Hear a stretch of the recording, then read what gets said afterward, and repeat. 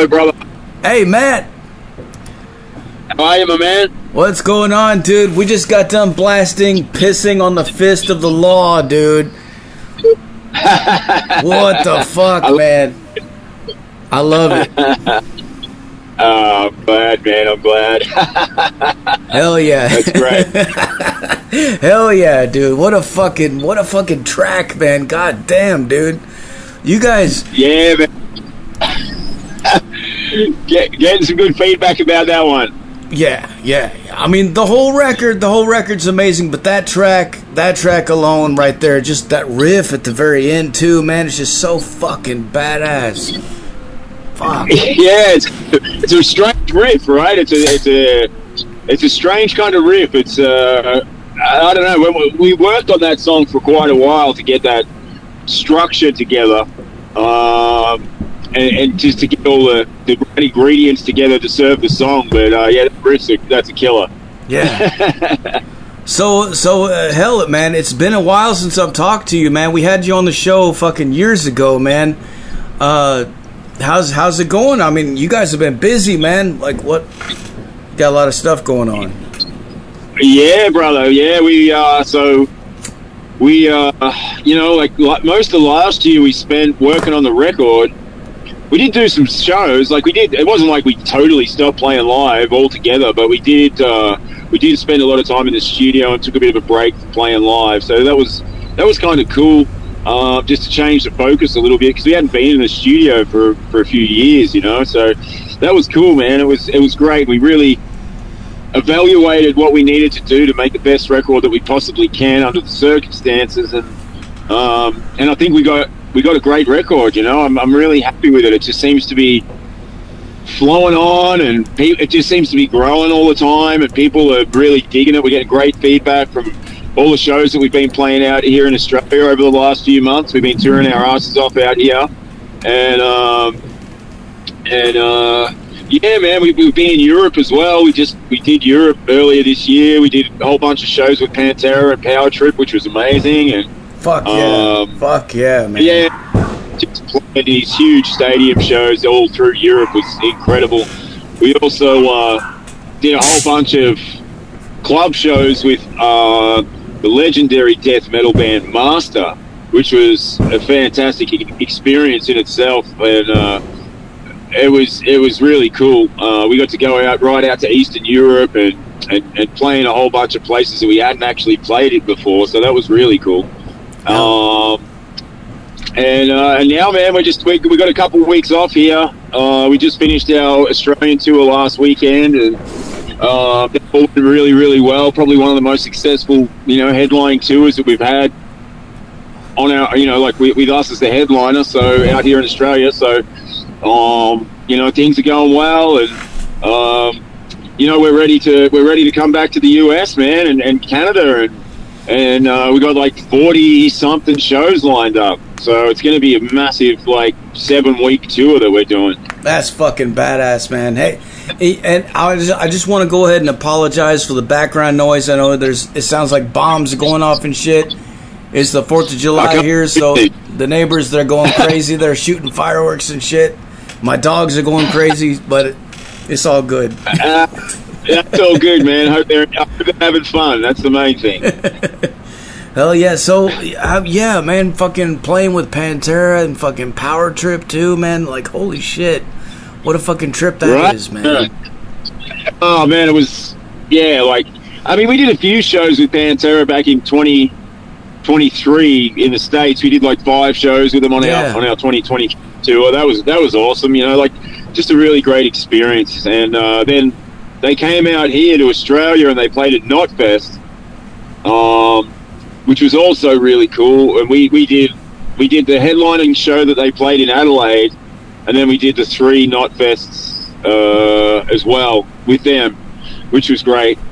And then, yeah, to get the opportunity to go and do Europe, we did like 11 shows in Europe, and now we're doing 20 shows with Pantera and Amon Amarth this summer in the US. So it's kind of mind-blowing to think, you know, we're getting to do this, you know, grindcore band from Australia playing these stadium shows and stuff. It's like, it's crazy, man. It's like beyond comprehension almost, you know? Yeah, really, man. I mean, fuck. Well, the new record is called A Young Person's Guide to, and I love it, man. I love the album cover artwork too, man. It's fucking hilarious, dude. But tell us about this record, like the theme of it. Like, how did you guys come up with the? Yeah. So, well, I mean, it's a bit of a story, man. Like, so back in 2023, one of our, you know, like I'd call him like the sixth member of our band, dude who was very like, you know, he's my best friend, and he was a collaborator with the band. He did the album art for our very first EP, and the Hold Up in the Lair EP that came out in 2020, and the Dead Set record, Ugly Produce record. He did all that artwork, and I mean, he did countless merch designs for us and stuff. His name's Boyd Sinnott, and he passed away in 2023 tragically, and we before he passed away, he had this idea that artwork should be the artwork for the new album. And when I saw it initially, I was like, really? That? And he's like, yeah, man. He goes, it'll be awesome, trust me. Yeah. And so, like, he was always the guy that, you know, as a band, we would go to when we wanted feedback on new songs or demos or video ideas or any of that kind of stuff. And he, you know, I used to call him the shit barometer, because if we had an idea and it was shit, he'd just be like, "No, that's shit. Don't do it." And you know, so yeah, when he passed away in 2023, man, we were tossing up ideas for the new album and all of that, and you know, we had a couple other things in the works, but we had that sitting there always, you know, that was sitting there as an option, and we just went, you know what, we got to pay our respects to our brother, and so we left it with that, and yeah, you know, we've had nothing but great feedback from it. I mean, it's probably the most unassuming artwork for the kind of music that it is that you could imagine. Yeah, and it's very tongue in cheek. Well, that's what we do, man. Yeah, that's what King Parrot does, you know. Hell yeah. And it's a bit of a tip of the hat to King Crimson as well, because they got a record of the same sort of title, A Young Person's Guide to King Crimson. So we just wanted to do something that was cool, that was unique, that was respectful, you know, and also pay tribute to our brother who passed. That, you know, is, you know, a very special guy to us, and you know, he's in a few of our music videos and stuff like that. You know, he's the parking inspector in the Shit on the Liver video, and he's you know, like, when he passed, man, it was such a you know, tragedy for us. And sorry for your loss, man. Yeah, man, thank you. I appreciate that. It's been, you know, it's still kind of weird to come to terms with when you lose someone that close, you know. But you know, we've got a new sort of new enthusiasm for the band, I think, and a new kind of I don't know, now we've got something to, you know, there's a real purpose behind what we do, you know, not that there wasn't before, but it's like now we're honoring our fallen brother, you know, and it feels good, man. It feels really good, and there's just this new kind of ferocity and energy in the band that's really driving us forward. So that's been fantastic, you know. It's been great. Yeah. The album artwork is great, man. You know, when I first saw it, I laughed because just looking at it, you know, this normal looking dude, he's talking to this chick, and it's like he's saying, he's telling her, he's like, come on, let's go, I'm gonna show you what King Parrot's all about. She's like, yeah, all right, all right. Yeah, right. Let's go for a ride. Yeah, right. Absolutely. Hell yeah, man. Well, awesome. And you guys have so many cool shows coming up too, man. You're playing with fucking Acid Bath too, man. Like, what the fuck? I know, right? Yeah, that's crazy. Like, we were you know, I mean, like, you know, everyone, we're Acid Bath fans as well, and there's a bit of a weird connection there. I mean, we've met Sammy a bunch of times and the Goat Hog guys a bunch of times down in New Orleans, and you know, because like when we come over, we hang out down that way a little bit, and super cool guys. And but they were signed on Rotten Records, and back in the day, and there was a band from Australia called Damaged who were one of our favorite bands, you know, and close friends of ours, and we actually had the Damaged drummer Matt Skitz playing in King Parrot for a while, early days, and they were actually signed on Rotten Records as well. And so there's this kind of weird Acid Bath, Rotten Records, Damaged connection to King Parrot as well. So you know, when I saw that there's a show in New York that the Acid Bath guys were doing with Pentagram, and I saw that they only put one support on there.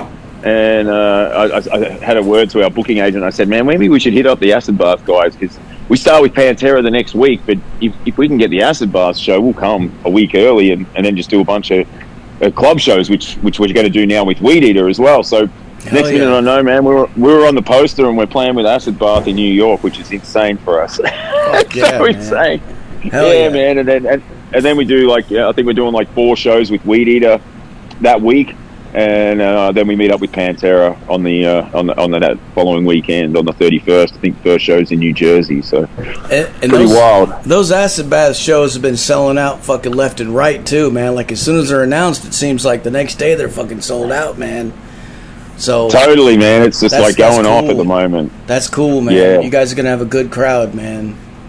Yeah, man, it's like a 2,500 capacity theater in Brooklyn, yeah. So hell yeah. It's really crazy. And you know, the thing is that it's super cool about that is, you know, we've got a new drummer, and his name's Max Dangerfield, and he's a great kid, and he's a bit younger than the rest of us. He's only 25, but man, he can play the drums, and he's never been to the US before, and you know, he's got his visa and everything now, so we're all good to go. And Dangerfield. Yeah, man, Max Dangerfield. What a cool name, right? Yeah.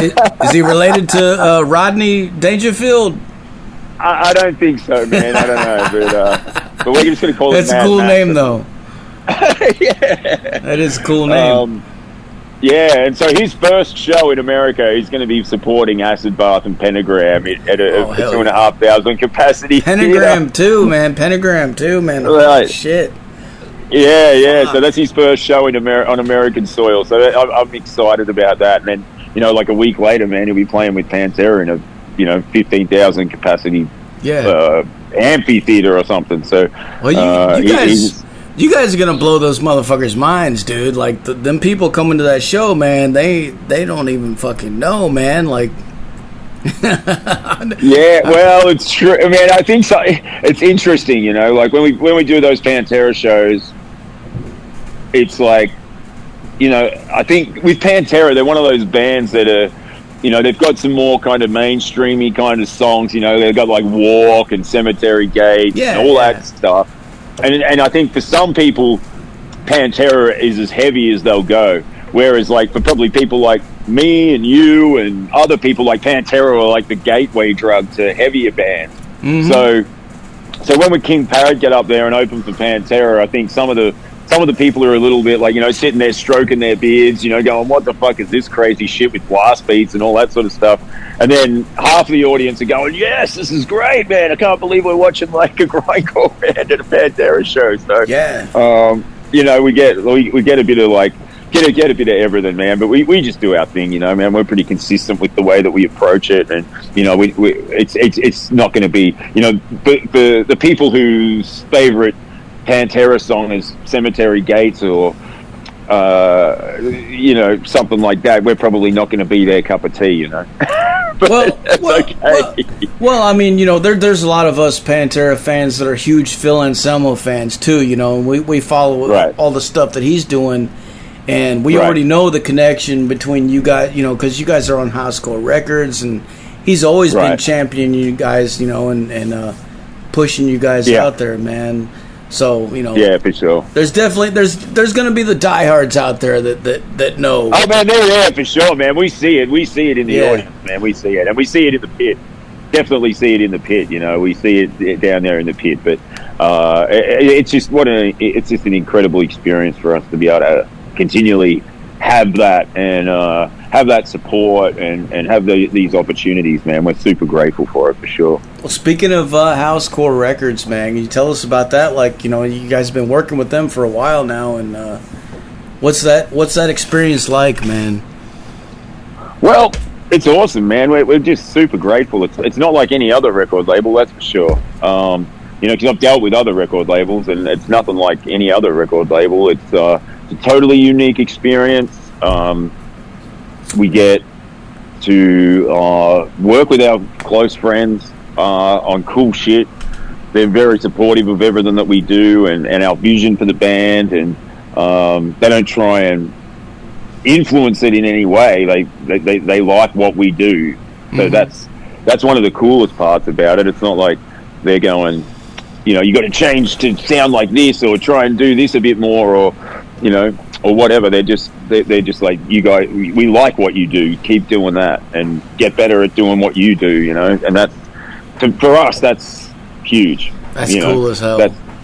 That's really cool. But the other side of it is, you know, we got like a home base down in Louisiana where we can fly in and out of, and you know, we've got access to things that a lot of other bands wouldn't have, you know, like jamming and accommodation stuff, and getting taken care of by Philip and Kate, which is amazing, you know. Like, it's really kind of a dream come true kind of situation for us, being, you know, from the other side of the planet, and just having the opportunity to be able to keep doing this, you know. And they've given us opportunities, and we say yes, and we take those opportunities, and that's been something that they can rely on us, and we rely on them, and they rely on us to do what we do, and it's they know that we're in it for the right reasons, for sure. Yeah. Like, I think they've seen that in us. They know that we're driven, that we're doing it, and we're not going to be doing anything else. We're going to keep doing this. This is what we love. It definitely feels like they're trying to do for the younger underground bands what, you know, what they probably would have wanted to be for them, you know, when they were starting out, you know, like, because things were so different back then, you know.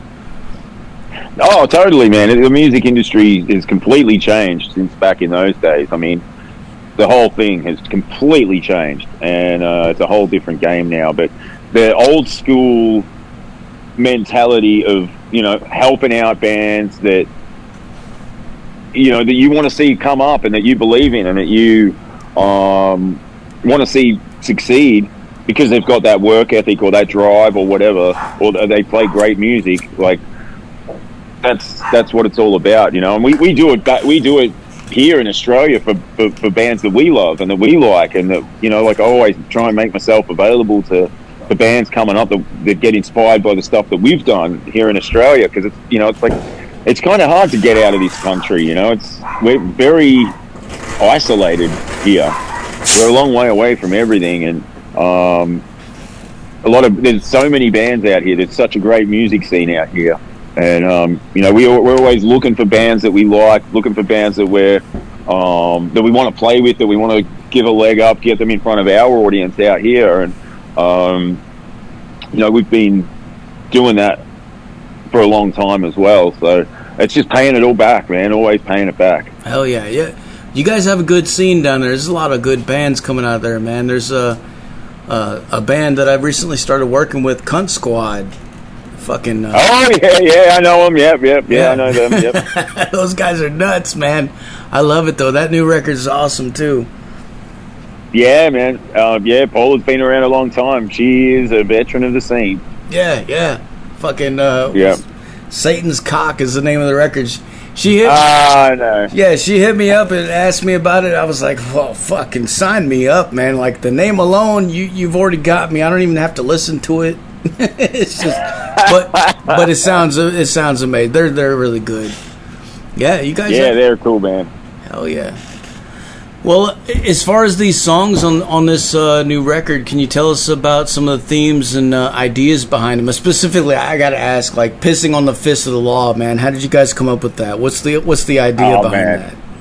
No, man, that's just a tongue-in-cheek thing, you know. That's a total joke and tongue-in-cheek thing, you know. But you know, we I don't know, it just popped in one day. I can't even remember who thought of it, whether it was me or Squiz, our guitarist, sometimes comes up with those kind of funny song titles that we have, and we were just like, oh, we got to run on that. We got to run with that one.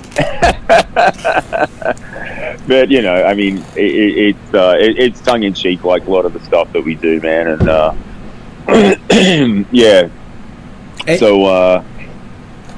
And your videos. Sorry, go ahead. Your videos too, man. Like you guys always have like such killer production on these videos, man. Like it's. I mean, what the fuck, man? Like some seriously badass shit, like little miniature movies, man. Yeah. I mean, the video that we made, like the video that we made in that style for this album, was you know, "Fuck You" and "The Horse You Rode In On," and you know, that was another song that we started road testing that live back in at the start of 2024. We played it at Knotfest actually.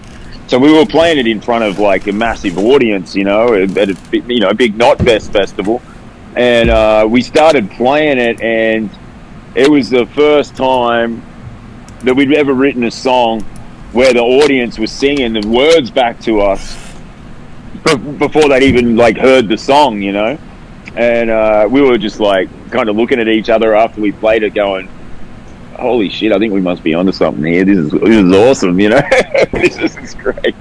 People are like sticking their finger up and singing "Fuck You" and "The Horse You Rode In On." So that was something that was really cool. So when we kind of identified that song was going to be one that worked for us, we really we thought we got to make a video for this, and then we got, you know, that's where we got the whole train spotting idea and all of that stuff that happened in that video. So if you haven't seen that one yet, check it out. It's we put a lot of work and effort into that, and it's so much fun to make.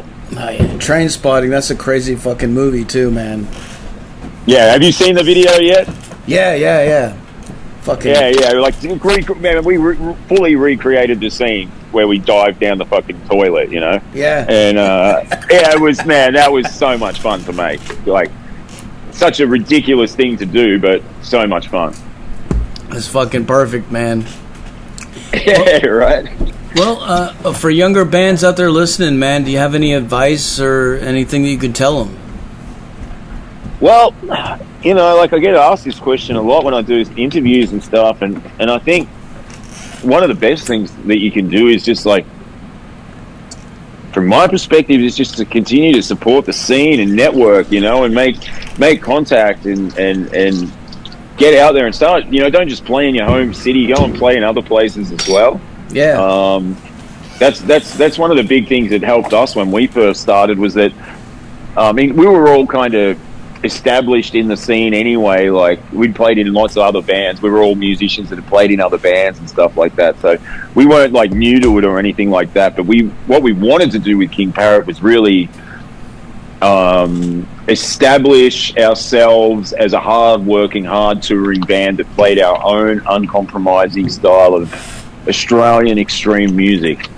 That was the goal, and we wanted to be able to try and tour that overseas, because a lot of the bands that we grew up with, that we looked up to when we were younger, didn't get the opportunity to do that, because it's sort of, you know, it's kind of hard to get out of here, you know, and so we wanted to be able to create our own style of it, being influenced by all these bands, and creating our own thing.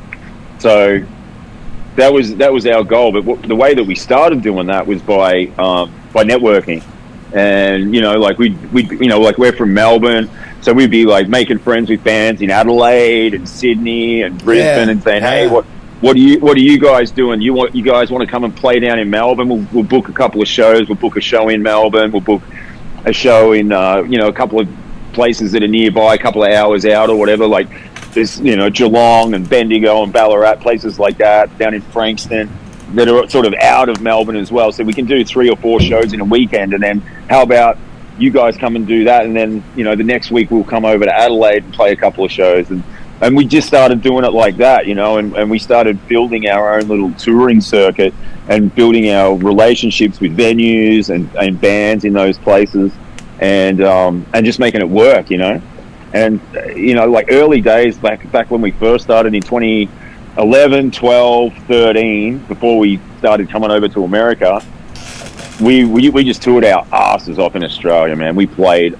all the time, and we played in nightclubs, we played in pubs, we played in any little place that would have it, and we toured a lot. We didn't really have much time off at all. We were just going for it. We were all sort of in our early 30s and all of that sort of stuff, and just going for it. So that was sort of how we got started, and I think that's how we kind of got our foot in the door in America as well, was because people could see how much we were playing, that we had good tunes on that first Bite Your Head Off record.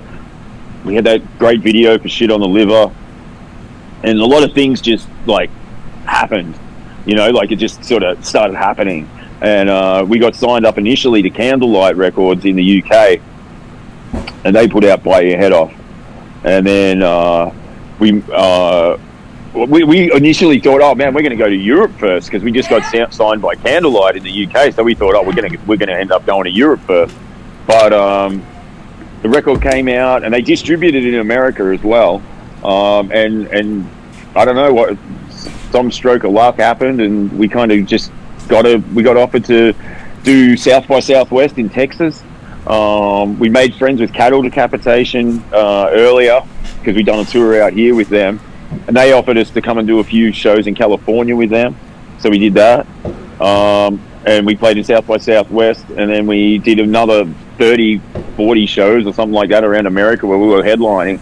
And it was a rough tour, man. Not many people came out to the shows, but we just did it, and that's where we kind of met, build our relationship with Housecore, and then like the rest is kind of history, really. Like the next tour that we did was just a couple of months later. We toured with Origin, who I'm sure you're familiar with. Yeah. We did a big 30-40 date tour with Origin, which was fantastic.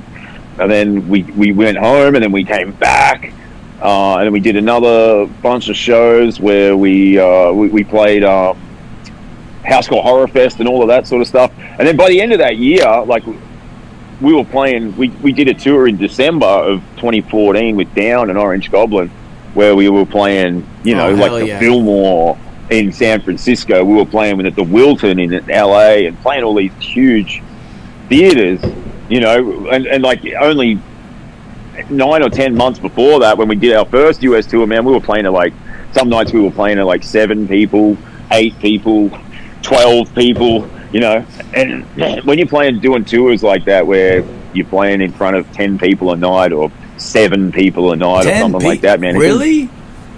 Oh man, that was our first tour, man. No one knew who we were, man. We were just out there doing it, like no one knew who we were. And we were like, dude, we had to suck it up, man. Like, we just had to suck it up. You do 5 or 10 of those in a row, and man, morale in the band gets pretty low pretty quick. And yeah, I can imagine, man. Yeah, but later that year, man, we were out with Down and playing these huge shows in front of a few thousand people. We got to play Housecore Horror Fest that year, which was in front of I think maybe it was 4,000 or 5,000 people, and it was killer, man. It went really quickly for us, and we've just been blessed that we've had those opportunities, presented to us, and that we've been able to say yes, because I know a lot of bands can't say yes. I know a lot of bands don't say yes. Yeah. But we say yes because we want to do it, so that's the difference. And if you really, really want to do it, you got to say yes a lot. You got to say, yeah, I am available. Yeah, I will make that sacrifice. I will make that commitment to doing it and touring. Oh yeah. That goes back to so many different things that I say all the fucking time, man. You got to do it. You got to fucking and I'm always telling young bands, man, you got to network. You got to be friends with people. Just be cool. Pull your hat out your ass, man. Just be fucking cool, man, and shit will come back. But if you just keep pushing, man, shit'll happen, dude. It's bound to happen, man. If you just don't give up, man. But that's right, man. Yeah, that's it. And I think, I mean, a lot of it's that you got to be true to yourself as well. You got to be true to the music that you're playing. You've got to be, influenced by stuff, but not imitate stuff. If that makes sense. And I think that's been a real strength of what King Parrot does as well, is that we're influenced by so much different stuff. We're not just a grindcore band. We've got aspects of thrash, we've got aspects of hardcore punk, we've got aspects of just punk rock and rock and roll and stoner rock, doom. There's all those elements in there and we kind of don't have any rules around that stuff. We just, we make it ours because we've developed our own sound as well, which is great. So we've always had that, I think, from the first EP, which is, like our own kind of signature sound that has held us in good stead, man. So we've just been able to build on that. Yeah, man. Well, you guys definitely have your own fucking thing going, man, for sure, man. I mean, I can tell there's a lot of different influences, different things pulling in, but yeah, like you said, man, it's definitely, King Parrot sounds like fucking King Parrot, man. It doesn't sound like anything else to me. Yeah, right. I mean, we're one of those bands that when you hear it, you can go, "Oh, that's King Parrot," straight away. You can just go, as soon as and I don't think it's just the vocals. I think there's something about the riffs and the song structures and the way that we put all our stuff together. It's like it's uniquely ours, which is something that we're really proud of. Well, looking back so far, man, do you have any crazy stories or any wild fucking shit that you've seen so far on the road? Oh man, what do you think? Probably. Oh man, I've seen so much stuff. I don't know. I mean, it's hard to pick things out. But I was actually thinking of something this morning when we were in. It's sort of kind of strange story that we were in Canada. This was a long time ago. It must have been 10 years ago. We were in Canada. We're sort of up near Edmonton and Calgary. Maybe driving between the two of those in the middle of the night, or maybe I can't exactly remember. But we were up North Canada, or as north as what you go on the touring circuit, right? Mm-hmm. And we were driving through the night. We had to drive overnight to get to the next show, and we were driving along, and everyone's kind of half asleep or whatever, and our guitarist Squiz had the shits, man. He needed to take a shit right away, and we were driving. And I'm like, seriously, dude, we just stopped or whatever. He's like, man, I got the shits. I got to stop right now. And I'm like, fucking all right. So we stop, and we pull over in this paddock. It's like this huge field. And there's cows and shit everywhere, and Squiz, we all got out of the car to take a piss or whatever, and Squiz is sitting there squatting, taking a shit in this paddock, and all of a sudden, man, that thing, the Aurora Borealis or whatever it's called, when the sky just goes green? Yeah. Man, that happened to us, while we were standing in this fucking cow paddock. Squiz is sitting there squirting diarrhea out of his ass in a paddock, and we're all sitting there with our cocks in our hands taking a piss. And all of a sudden, man, the whole sky just lit up green, and it was absolutely incredible. And we were just like, what the fuck is going on here, man? This is insane. And, oh, man, it was something I'll never forget. It was absolutely crazy, That was I don't know, just one of those things. We didn't even expect that we were going to see that at all. And all of a sudden, we just saw it, and it was like, wow, that's something. Hell yeah, man. That's funny. Yeah, right. Well, tomorrow is officially Black Sabbath's fucking last fucking show, man. What are your thoughts on that, dude? Because I know that's a huge fucking deal, man, for all of us, man. It's crazy. Yeah, it is, man. I'll be watching on the television, and yeah, man, we'll go check it out. And I mean, it is crazy, right? It's unbelievable, I know a lot of people that are there, and a lot of people that are playing the show and working the show, and all of that stuff. And I just, send them all my best wishes, and just gonna kick back with my daughter tomorrow, and we're gonna watch it. So that's gonna be fun, and yeah, man. I mean, I like everyone, I love Sabbath. My old man introduced me to AC/DC and Black Sabbath when I was a kid, and I've got lots of Black Sabbath records and vinyl, and lots of early AC/DC records as well from my dad, and like I have fond memories of him purchasing Black Sabbath greatest hits on cassette, and it was the greatest hits that just sort of had all the Aussie stuff. So it was like right up until before. We sold our souls. No, it's not. It's not that one. No, it's. I don't know if it actually came out in America or whatever, but it was Black Sabbath's greatest hits. I mean, obviously, it had Paranoid, it had NIB, it had Sweet Leaf, Iron Man, Changes. I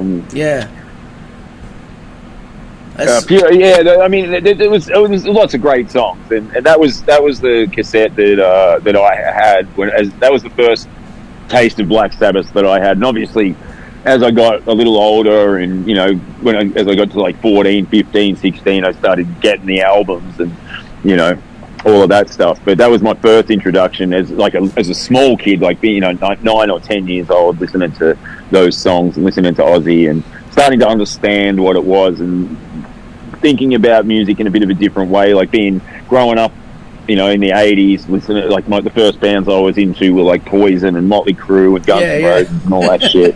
Right. That was my cousin introduced me to all that shit, and then my old man was like, "Oh, why don't you come and listen to this early AC/DC stuff?" And I was like, "Yes." And then let's listen to Black Sabbath now. And then my cousin was like, "Hey, I've just discovered Metallica," and then it went to Slayer and Sepultura and Pantera, and then I just went off the deep end like everyone else. And I think I saw Cannibal Corpse live when I was 13 or 14 years old when they came out here, and on the Bleeding tour actually I saw that, and that changed my life completely. Like I was like, this is and then I saw Pantera when I was maybe 14 or 15 on the Far Beyond Driven tour. I saw Slayer just after that, and it didn't take long for me to be fully convinced that was what I wanted to do with my life. Like I was fully convinced. It wasn't going to be a football player anymore. I wanted to be in a band. You're speaking my life, dude. Like literally, like everything that you just said. I've been there. All of it, man. Fucking all of it, dude. Fucking every single fucking. Yeah, dude, like fucking, just what you said, man. Poison and Motley Crue and all that stuff. But fucking when that shit, when those older folks come at you and they're like, "No, you gotta hear this," and it's like, it takes you to a whole new level, man. It's like, whoa, what is this? It's totally true.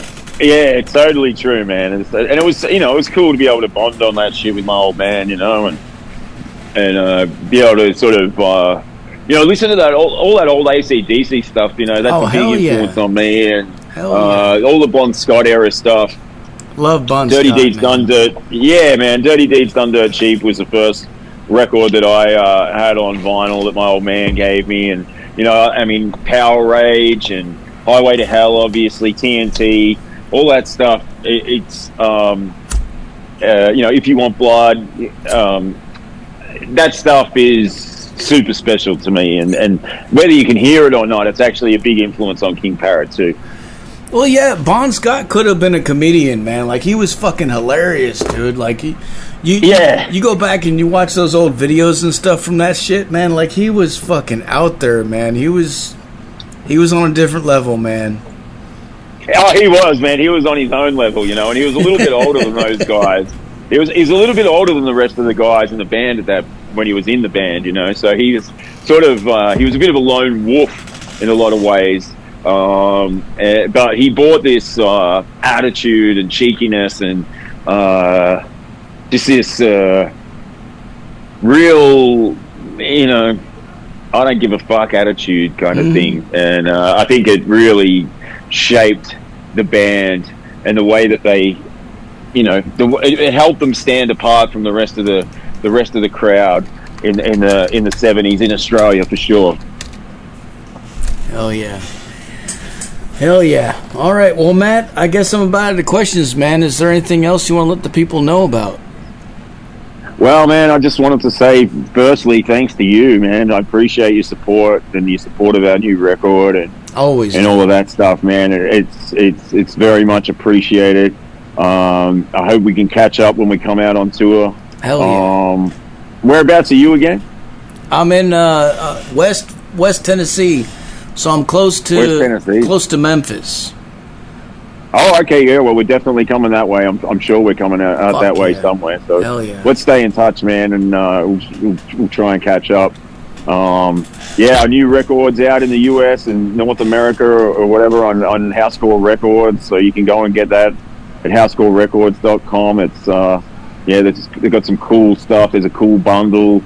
There's splatter vinyl and all of that shit. So it's really cool, and we're just super grateful for everyone that's listened to it and supported us so far. And if you want to check out our stuff, if you want to check out all the shows we got coming up, I'm updating it daily. And we're going to announce the full list of North American tour dates this week. So we're at kingparrot.net, and you can just click on the tour tab, and it'll come up with all the dates and the ticket links and all of that sort of stuff. And we're just getting all that updated to announce it all this week. And it's all happening, man. It's great, and it's super exciting to come back to the States and Canada as well, and see all our friends out there, man. It's just we're so grateful that we get the opportunity to do this. It's crazy. Hell yeah. Hell yeah. All right, well, before I let you go, can I get you to make us another station tag? Absolutely, man. You want to just let me know what I need to say? Yeah, whenever you're ready, say something like, "This is King Parrot, and you're listening to Metal Devastation fucking Radio." All right.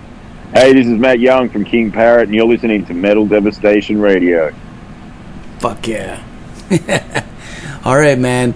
Well, dude, thank you so much for taking the time to talk to us. I really appreciate it. And what I'm gonna do now is I'm gonna blast some more King Parrot for these motherfuckers so they can go crazy. All right. You're a good man. I appreciate you, brother. Thanks so much. All right, man. We'll talk to you later, brother. All right, you take care, man. Stay in touch, and we'll try and catch up while we're out there, hey? Hell yeah, dude. We will. All right, my man. Cheers. See you, bro. There you have it, folks. King Parrot live on the Zach Moonshine Show with Metal Devastation motherfucking Radio.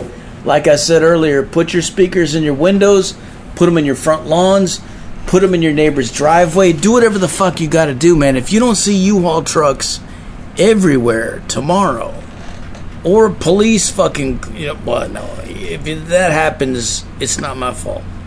But crank it the fuck up loud as a fuck. Make everybody hear this shit, man. King Parrot.